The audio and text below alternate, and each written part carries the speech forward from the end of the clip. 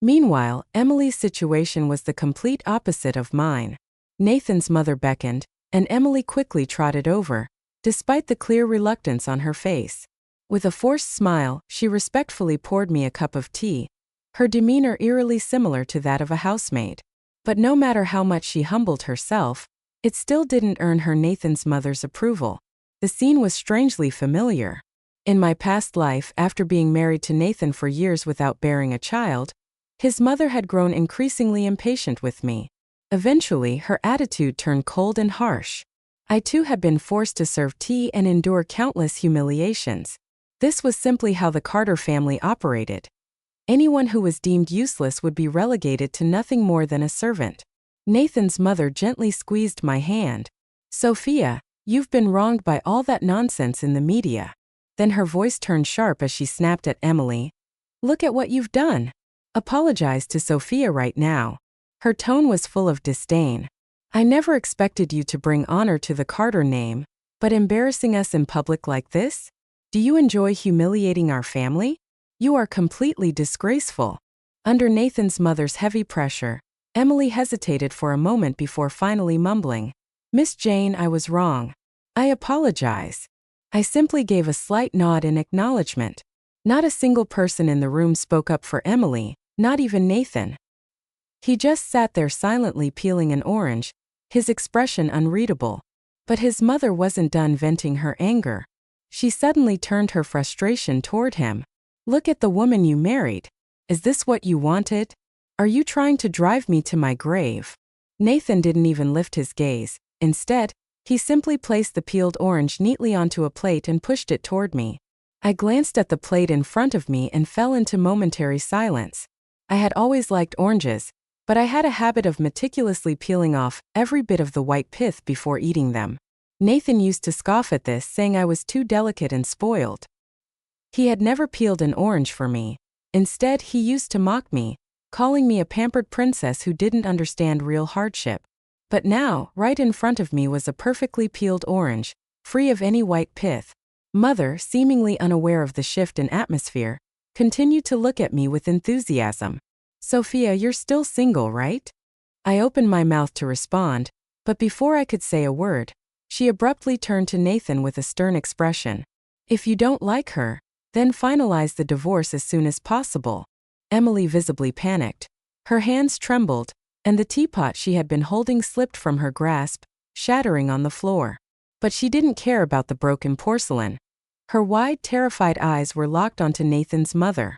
"I don't agree." Nathan's objection barely registered with his mother. She simply rolled her eyes. "Useless. Do you really think you can cling to the Carter family forever?" Then she turned to Nathan expectantly. He cast a brief, indifferent glance at Emily before giving a slight nod. Emily instantly lost all strength, collapsing to the floor as she watched everything unfold in disbelief. She sobbed uncontrollably, but no one paid her any attention. All eyes were on me instead. As long as I agreed, the position of Mrs. Carter would once again be mine. But I had long stopped caring about that so-called prestigious title, which in reality was nothing more than a gilded cage. I firmly pulled my hand away from Mrs. Carter's grasp and gave her a polite smile. "I'm sorry, Mrs. Carter, but I'm already engaged." The Carter family members all looked at me in shock. Nathan's dark eyes fixated on me as if he were searching for a flaw in my words, trying to determine if I was lying. Eventually, his mother spoke up. "Why haven't we heard your parents mention this before?" "I'm not from this city," I replied calmly. "We didn't make a big announcement." At this, the curious gazes slowly withdrew, their faces filled with disappointment. Now that everything was cleared up, I had no reason to linger in the Carter home. I bid farewell to the elders politely, and this time no one tried to stop me. However, just as I reached the front door, Nathan chased after me. "You don't need to make up a fake fiancé just to reject me," he said. "It won't do your reputation any good." Hearing that word from Nathan's mouth was almost laughable. After all, wasn't it him who completely ruined mine 3 years ago? "I'll take you home," he added. "This place is quite far from the city. I don't feel comfortable letting you go alone." Before I could respond, a hand suddenly reached out and blocked his path. Sorry, a familiar voice drawled lazily. Miss Jane will be leaving with me. You don't need to trouble yourself with that. He effortlessly smacked away Nathan's extended hand. I turned in surprise and saw James standing there. Aren't you supposed to arrive tomorrow? Why are you here today? I asked, pleasantly surprised. James smirked. If I didn't come now, someone might just steal my fiancé. How could I let that happen? Nathan's expression darkened as he watched our interaction. Sophia, you don't need to bring in some random boy toy just to turn me down. Since when did your taste become this bad? I glanced at him and said at James, his perfect face, his impeccable physique. If it hadn't been for his looks, I probably wouldn't have let him completely consume me back then. You call this bad taste?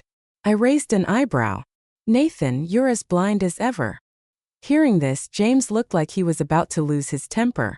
I quickly grabbed his wrist, feeling slightly nervous. If this young prince got angry, the entire city would feel the impact. Once I calmed him down, I turned to Nathan with an icy gaze. Regardless of your relationship with Emily, she is still your wife for now. She was humiliated in front of everyone. And yet you just stood there doing nothing. I scoffed. Nathan, I despise men like you. Nathan looked like he wanted to explain, but before he could say a word, James shot him a warning glance. She's my fiancée, James said. Know your place. With that, he hummed a light-hearted tune and led me away from the Carter estate. I had thought that James's presence would be enough to push Nathan away, but unexpectedly, not long after, he personally sent over a major business project to the Jane Corporation with only one condition. I had to be personally involved. My secretary hesitated as she placed the documents in front of me. Miss Jane, should we take on this project? Before I could even respond, James, who had made himself comfortable in my office, casually reached out and grabbed the file, flipping through it with mild interest. A few moments later, he shut the folder and flashed me a knowing smile. Sophia, do you want to work with him? My secretary, sensing the tension, nervously glanced between the two of us, but I didn't even lift my head. Instead, I focused on reviewing the day's paperwork. Is there money to be made? I asked plainly. James chuckled. If there's profit, of course we'll do it. I'm not stupid. I continued. Besides, I still have ambitions to expand the Jane Corporation. The next second, James suddenly moved behind me, wrapping his arms tightly around my waist. He leaned down, his lips grazing my ear as he murmured, "Not only will it make money, it'll make a lot of money. Looks like Nathan has some ulterior motives here." As James spoke, he leaned in, his breath tickling my ear, making it itch slightly. I rolled my eyes in exasperation. You already know everything that happened between me and Nathan. Why are you acting jealous now? In an instant, James transformed, throwing his arms around me and dramatically whining. I'm just afraid that my fiancé will be snatched away by a certain someone. I sighed and resorted to my usual tactic. I pinched his waist hard. Only then did he finally behave. Teaming up with the Carter Corporation was nothing but beneficial. Despite James's resentful gaze, the deal was finalized. The only downside? I paid the price by being utterly exhausted at his hands later that night. Honestly, I was beginning to suspect that James had been a dog in his past life, considering how much he liked to bite. Soon, the project officially commenced since we needed to inspect the site. Nathan and I had to make the trip together. I spent the entire journey reviewing documents, focused on my work, but Nathan kept glancing at me from time to time, clearly in a good mood. Sophia, do you remember the last time we came to Ningtown? He suddenly asked. I looked up at him, puzzled. He smiled slightly. Back in high school, we came here for a camping trip. You twisted your ankle while hiking and stubbornly insisted that I carry you back. His voice carried a hint of nostalgia. By the time we reached the hospital, I was so exhausted I could barely breathe. I turned to look out the window at the familiar scenery. The memory came back to me. Back then, when I sprained my ankle, Nathan had been full of complaints. How can you be so clumsy? Who even manages to twist their ankle just from hiking? Later, when the teacher scolded him for being insensitive, he begrudgingly carried me to the nearest hospital. So this was what he was reminiscing about. Seeing that I remained silent, Nathan teased. Was that when you started liking me? I met his gaze, my expression devoid of any warmth. When I liked you, you didn't care. Now that I don't want you anymore, you cling to me like an annoying piece of gum, saying nauseating things. Without another word, I returned my attention to the documents, not sparing him another glance. Oh, did that really happen? I said indifferently. I don't remember. Nathan's expression froze. For the rest of the day, he didn't speak to me again. Perfect. That evening, just as I was about to return to my room, he cornered me at the door. If you don't want to go out for dinner, let's eat in the room, he suggested, stepping inside uninvited. But the moment he entered, his expression darkened. James was already lounging comfortably inside my room, surrounded by a full spread of steaming hot dishes. Oh, Nathan, what a coincidence running into you again, James smirked, propping his chin on his hand. You really enjoy digging into other people's walls, don't you? Or do you think things always taste better when they belong to someone else? Nathan's face turned red with anger, but in the end, he had no choice but to leave in frustration. For the next few days, James stuck close to me, never giving Nathan a chance to approach. However, just before our trip ended, something urgent came up in the James family, forcing him to leave early. Before departing, he made sure to remind me, "Sweetheart, don't forget to miss me, and don't let anyone steal you away while I'm gone." He even deliberately glanced at Nathan before finally leaving. It was only after James was gone that Nathan seized the opportunity to get close to me again. "What exactly do you see in that guy?" he asked, his tone sharp. "He's nothing but a freeloading pretty boy living off of you. He doesn't even have a real job. How could someone like him be worthy of you?" Unlike his obvious agitation, I remained completely calm. "My personal affairs don't seem to be any of your business, Mr. Carter," I replied. His words were eerily familiar, ones I had once said to him back then. I had tried to reason with him about compatibility. Nathan, family background matters. People from different worlds will always struggle, but he had simply laughed. "Sophia, you and Emily are nothing alike. You grew up with wealth and privilege, getting everything handed to you, even marriage. I know you look down on ordinary people like us, but Emily is different. She never had a choice about where she came from. She may not have money, but she has perseverance, determination, and a kind of beauty you will never understand." And now, was it because Emily's so-called perseverance and struggle no longer fascinated him that he was suddenly able to see the differences? So now, the same qualities that once attracted him have become a flaw? I asked coldly. Nathan looked anxious to explain himself. "I've learned from my mistakes. I now understand how hard it is when a relationship is unequal. I don't want you to go through what I did. A marriage between two people of similar standing is always the best choice for someone in our position." His voice dropped slightly. "Sophia, let him go. It'll be better for both of you." I merely let out a soft chuckle, not bothering to respond to Nathan. Yes, social status and compatibility were important, but who was he to say that James and I weren't a perfect match? To avoid further disturbances from Nathan, I cut the inspection trip short and returned to the city earlier than planned. However, I hadn't expected to be greeted by the explosive news of Nathan's impending divorce the moment I set foot in town. Just as I arrived at my office, Emily barged in right after me, demanding to see me. With no other choice, I had my secretary bring her to my office. The moment she saw me, she launched into accusations. "You left the country. Why did you have to come back?" she screeched.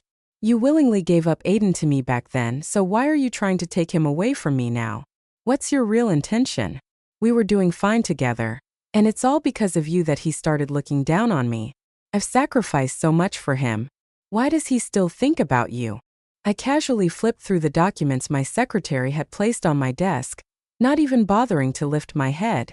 "Didn't you play the classic childhood sweetheart loses to a faded romance act back then?" I asked coolly. Emily stiffened, stumbling over her words. I was just fighting for my love." I raised an eyebrow. Who knows what that really is? If Nathan had been an ordinary man with no wealth or power, would Emily still have loved him? Who could say? But that was none of my business. I finally looked up and met Emily's gaze. Perhaps because she reminded me too much of my past self, I couldn't help but say, "I never placed my worth or my future in the hands of a man. I never built my entire life around one person. There are so many things in this world beyond men. But Emily didn't seem to understand. "You and I are different," she muttered. "You were born with everything. Marrying Nathan was my only chance. To escape the suffering of my past, he was the best option I had then." Suddenly, she dropped to her knees, clasping her hands together in a desperate plea. "Please give Aiden back to me. Don't take him away from me." Before I could respond, Nathan finally arrived. Without hesitation, he yanked Emily up from the ground. "Enough! Have you humiliated yourself enough yet?" His voice was sharp with frustration. He cast me a brief apologetic glance before dragging Emily away. Later, I heard that Emily had exhausted every possible method to win Nathan back, but he remained firm in his decision to divorce. In the end, she gave up entirely and instead demanded an outrageous alimony settlement. For months, their divorce scandal was the hottest gossip in our social circles. But in the end, Nathan only gave her $1 million before having her completely thrown out of the Carter family. As for me, I poured all my energy into expanding the Jane Corporation and had no time to concern myself with Nathan's mess. It was ironic. The title I had fought for with everything I had in my past life had ultimately been used as a weapon to destroy my family. On my birthday, James flew back from the capital just to celebrate with me. After I finished making my wish, I opened my eyes to find James kneeling on one knee, looking up at me with a deep, unwavering gaze. "Sophia, will you marry me?" I glanced at my parents, who were practically beaming with joy, then looked back at James, smiling. I extended my left hand just as he slipped the ring onto my finger. The doorbell rang. When I opened the door, I was stunned to see Nathan standing there, holding a bouquet of fresh flowers. He smiled at me. "Sophia, happy birthday. From now on, I want to be there for every one of your birthdays. I'm divorced now. Can we start over?" Before he could finish, a strong arm wrapped around my shoulders, pulling me into a firm embrace. "Sorry you're too late," James said lazily. "This flower has already been picked." As he spoke, he deliberately lifted my hand, displaying the dazzling 10-carat diamond ring on my finger. Nathan's expression darkened instantly. "You're marrying this freeloader just to get back at me?" His voice was thick with disbelief. "I know I was wrong, Sophia." But before he could finish, James casually lifted his foot and kicked him down the porch steps.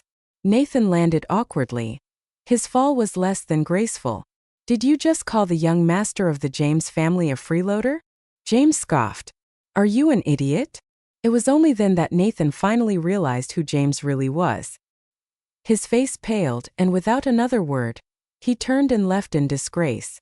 Later, I heard that Nathan was utterly broken after the divorce, aimlessly wasting his days away.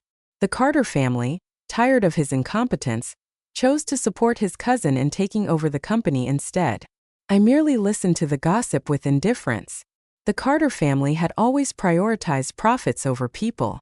A month later, James and I were married in a grand ceremony that gathered the most prominent families from both cities. Our wedding of the century stayed at the top of social media trends for half a month before it finally faded away.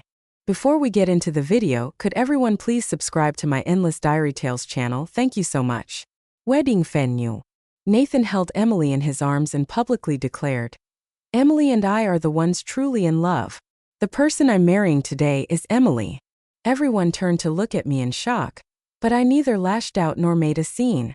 Instead, in front of all the guests, I walked toward him with grace and elegance, stopping right before him. I curtsied politely and said, "Nathan, my feelings for you end here. Congratulations on your wedding. And this time I won't let my blind love destroy my life and family again." As soon as Nathan's firm words fell, a collective gasp spread through the crowd. Their gazes shifted toward me, unreadable expressions on their faces. In an instant, I became the undeniable focus of the entire wedding. Ever since I met Emily, I finally understood what love truly is. Nathan continued. "She has taught me so much. My heart belongs only to her, and she is the only one I wish to marry. So please let us be together." Our gazes locked, filled with emotion, making me look like some wicked villain trying to tear apart a pair of destined lovers. Encouraged by Nathan's support, Emily gathered her courage and spoke, "Sophia, Nathan doesn't love you. Why must you force something that isn't meant to be? A forced relationship will never bring happiness. Marrying someone who doesn't love you won't make you happy.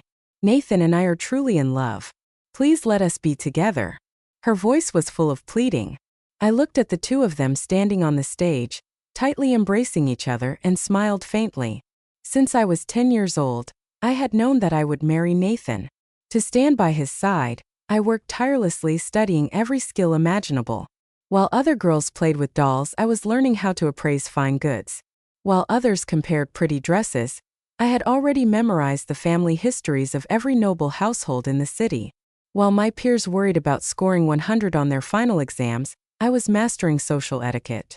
All of it was for the sole purpose of becoming Nathan's perfect wife, because I knew that the woman standing beside Nathan could never be just a pretty ornament. Perhaps my childhood obsession had twisted my perception. I had convinced myself that marrying Nathan and becoming the matriarch of his family was my only goal. At some point, even I could no longer distinguish whether it was love or mere possession. But in my past life, despite all my efforts to win that title, Nathan turned my devotion into the very weapon that destroyed me. This time, I refused to fall into the Carter family's trap again. Lifting the hem of my custom-made wedding dress, I took deliberate steps toward the stage. The bodyguards followed closely, their expressions tense as if they were prepared to subdue me at the slightest movement. Yet I simply stopped 3 meters away from Nathan.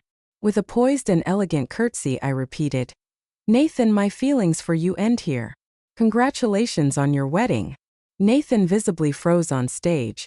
He had expected resistance. "Yeah," I agreed so readily. The second Mr. Carter stormed onto the stage, raising his hand to slap Emily, but Nathan intercepted him at the last moment.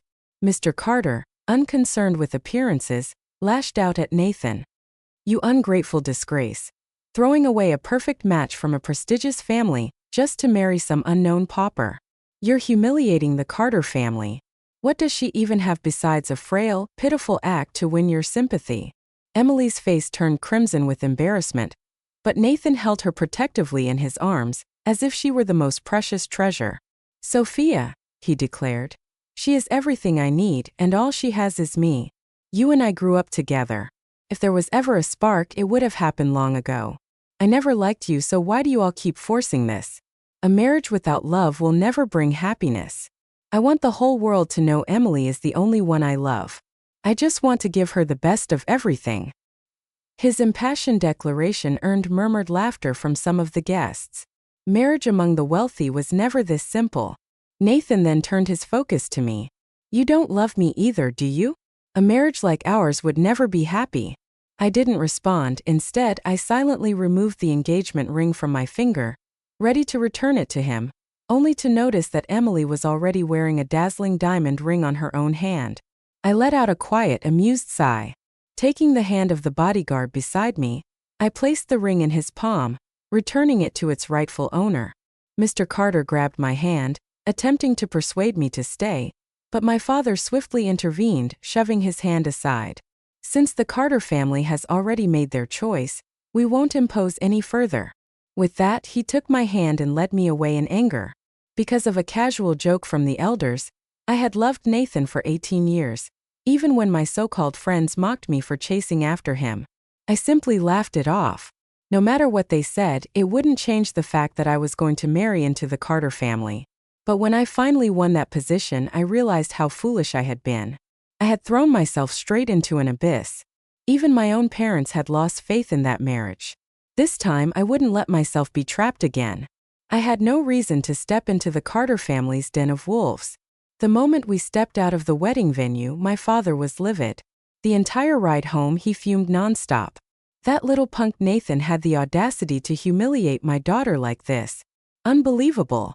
Tomorrow, I'm calling my secretary to cut off all business ties with the Carter family. If it weren't for my respect for old Mr. Carter, I wouldn't have even considered letting my daughter marry that piece of trash. Do you know how many outstanding men have come asking for Sophia's hand?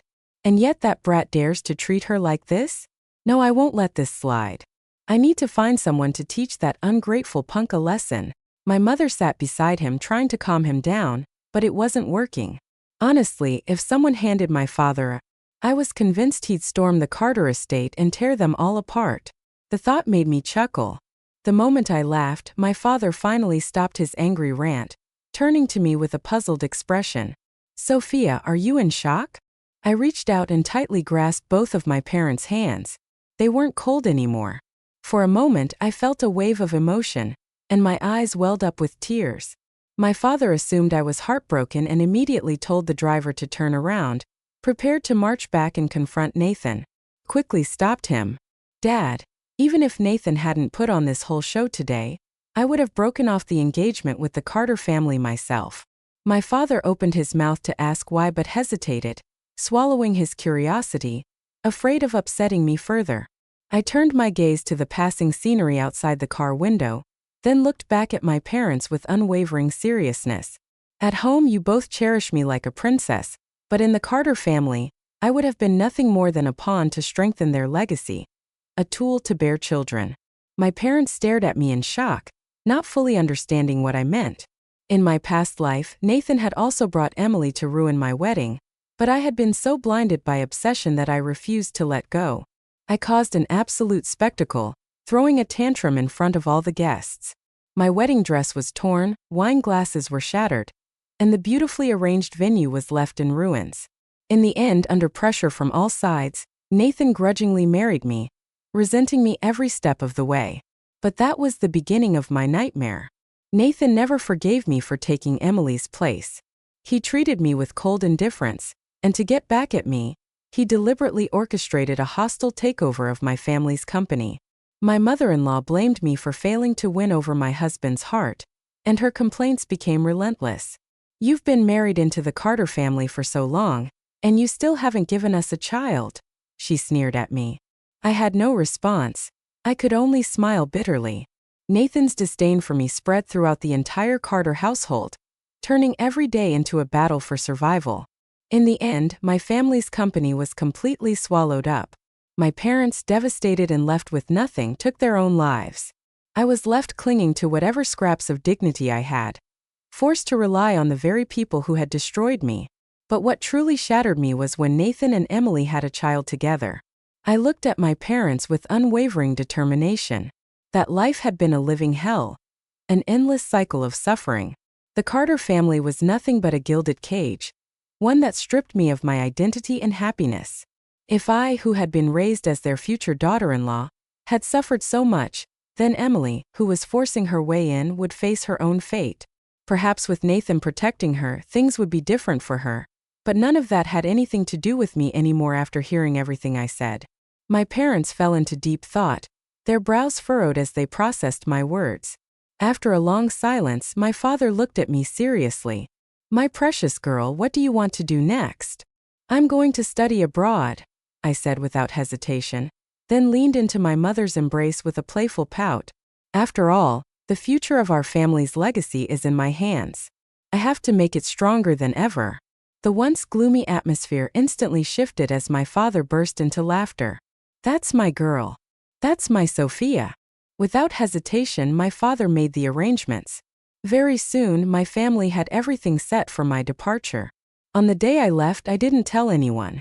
Snow fell heavily from the sky, just like that New Year's Eve years ago. I remembered how Nathan had arrogantly grabbed my hand in front of our families, boldly declaring, "This is my wife," causing the elders to burst into laughter.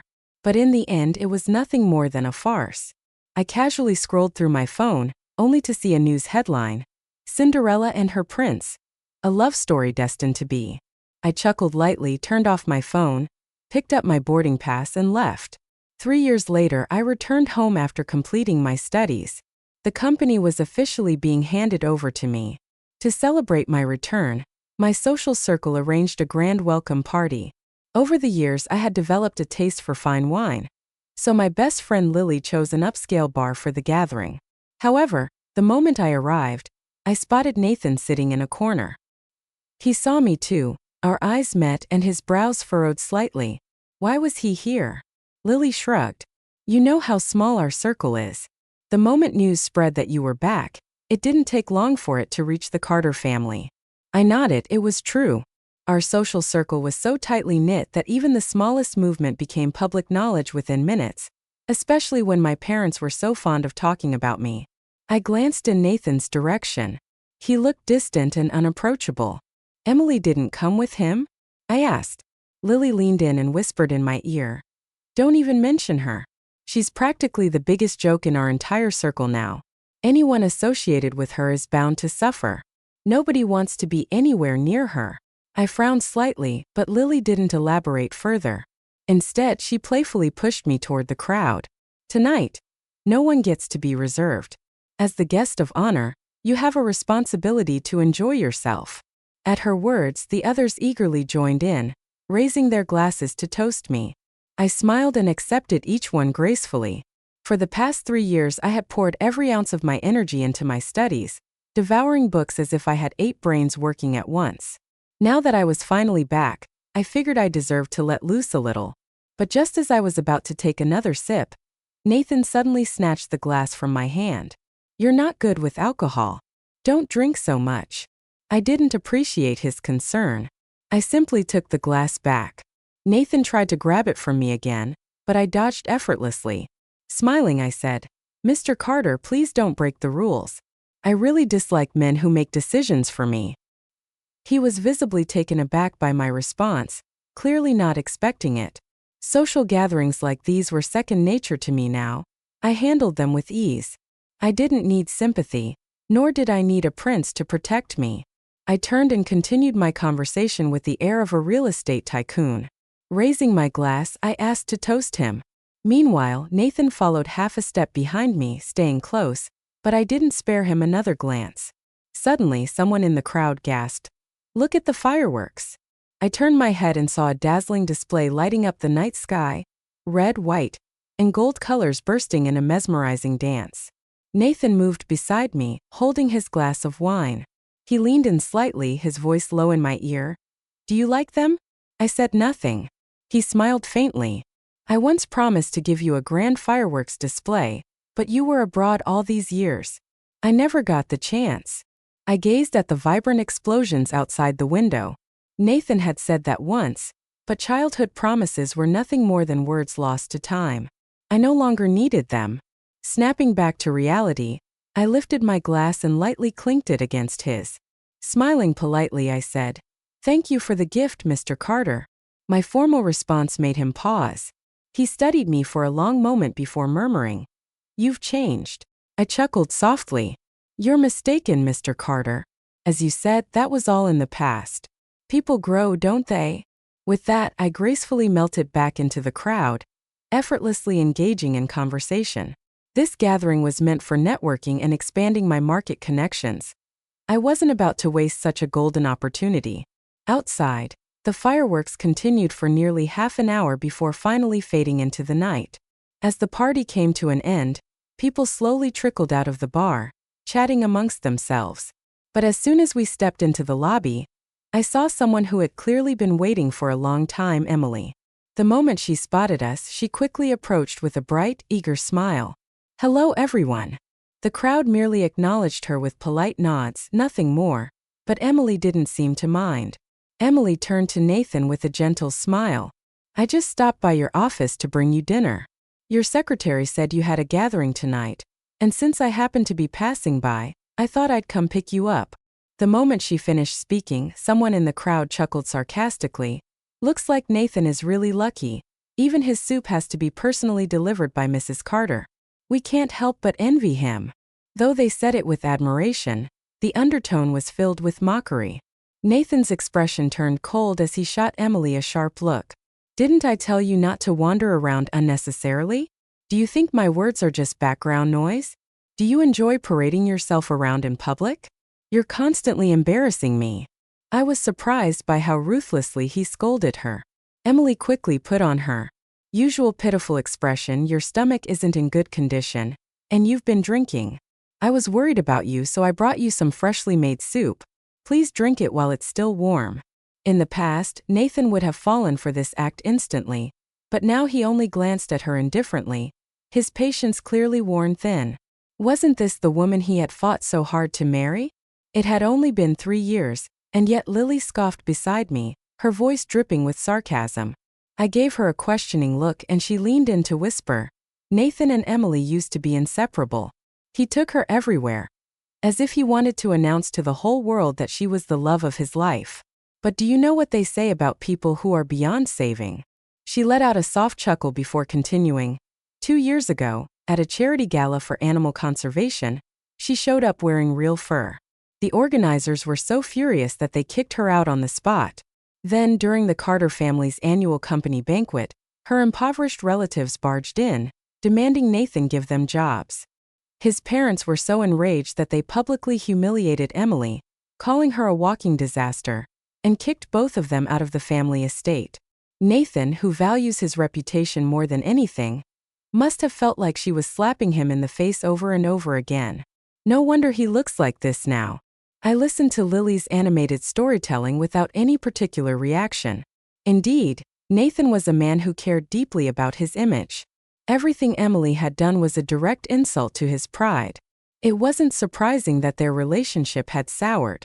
Before Lily could finish, Emily suddenly stepped around Ethan and walked up to me, her expression hostile as she sneered. "Miss Jane, I heard you just returned from abroad. What a coincidence to run into you here." I met her gaze steadily. Though she was dressed head to toe in luxury brands, her outfit screamed desperation, as if she was trying to wear her wealth like a badge of honor. Had Nathan not hired a stylist for her? I found it amusing but ultimately unimportant. I gave her a polite smile, intending to walk away without engaging further, but before I could take another step, Emily suddenly slapped me across the face. "You shameless homewrecker." I froze in place. The entire room fell into stunned silence. Lily immediately stepped in front of me protectively. Nathan stormed forward in an instant and shoved Emily aside. "What the hell is wrong with you?" Emily's innocent facade shattered as she glared at me with fury. "If it weren't for her, would we have ended up like this? Everyone says she's your first love. The woman you've never been able to forget. She left the country, so why did she have to come back? Is she trying to ruin our marriage? Why should I be polite to a homewrecker? Can't find a man of your own, so you have to seduce someone else's? And don't think I don't know those fireworks tonight were for her, weren't they?" Before she could say another word, Nathan slapped her across the face. Emily clutched her cheek in shock. "You actually hit me? Over her, do you even remember who your wife is?" Nathan raised his hand again, clearly furious, but I caught his wrist before he could strike her a second time. He looked at me in confusion, but I ignored him, my gaze fixed on Emily, who had collapsed onto the floor in hysterics. "If I remember correctly, you were the one who dragged my groom away from my wedding 3 years ago," I said, my voice cold but cutting. "Don't assume that everyone is like you, eager to steal what belongs to others." Then I turned slightly, casting Nathan a cold glance before looking back at Emily. "Besides, I have no interest in second-hand goods." My tone was crisp and deliberate. "But if you ever slander me again, I'll make sure you can't stay in this city." With that, I gave Lily a subtle signal. Almost instantly, someone stepped forward and restrained Emily. I walked up and slapped her twice, the crisp sound echoing through the lobby. Emily had no chance to retaliate. She could only glare at me with hatred, her face flushed with humiliation. I adjusted my sleeve and turned to Nathan. "Control your dog. Next time it won't just be 2 slaps." The next morning, gossip about the incident exploded across every major social media platform. The scandal had officially made the headlines.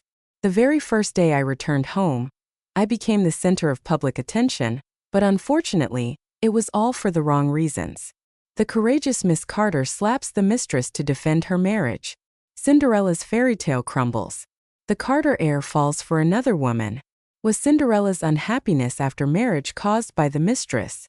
I didn't need to think twice to know exactly who was behind these headlines. My father was so furious that he smashed an antique vase I had bought for his office. "This is outrageous," he roared. Just as I was about to calm him down, my phone rang. It was Nathan. "Sophia, my mother would like to invite you to our home for dinner. She wants to personally apologize to you." I was silent for a few seconds before finally agreeing. The Carter family was still one of the most powerful in this city. I couldn't avoid them forever, especially in business where our paths would inevitably cross. Soon after, under the pressure my father exerted, the defamatory news about me vanished from the internet as if it had never existed. I knew that apart from my family's influence, The Carter family had also played a role in making it disappear. That evening, as I was heading to the underground parking lot after work, I heard a car honk. Turning around, I was surprised to see Nathan waiting in his car. I was taken aback. In the past, no matter how much I pouted or acted coy, he never once came to pick me up. He would always scoff and say, "You're not disabled, you can drive yourself. Why should I pick you up?" Yet now, after we had gone our separate ways, he was suddenly making an effort. I didn't overthink it. Since he was offering a ride, I might as well accept. As well, take advantage of the convenience. However, the moment I stepped into the Carter home, I realized something was off. The room was packed with people. It was a full-fledged family gathering. As an outsider, it felt completely inappropriate for me to be here. Just as I was about to find an excuse to leave, Nathan's mother warmly took my hand. "Sophia, you're here. You've become even more beautiful," she beamed. "I heard you've officially taken over the Jane family business. What a blessing for your parents to have such a capable daughter." She then led me to sit among the elders. "I wonder which lucky man will be fortunate enough to marry such an outstanding young woman?" The relatives joined in, showering me with praise.